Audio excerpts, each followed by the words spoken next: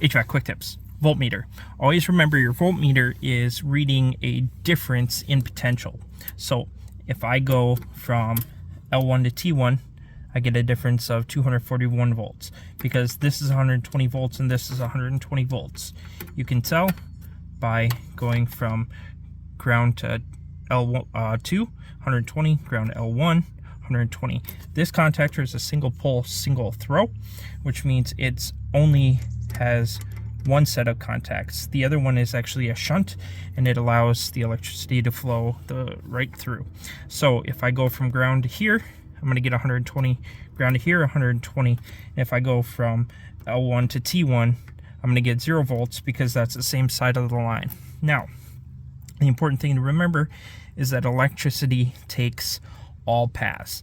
So since we're not feeding 120 volts through L2 because it stops right here and these contacts aren't closed, we're actually getting 120 volts on T2.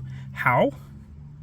Because it's actually feeding through L1 to T1 all the way through the compressor windings, all the way through the fan motor windings, all the way back to T2. That's why when you go from T2 to L1, you get 0 volts because this is the same side of the line. You're measuring the same line, so there's no difference. And when you go from T2 to L2, you get 242 volts because you have a potential of 120 volts here, a potential of 120 volts up here for a total of 240 volts right there.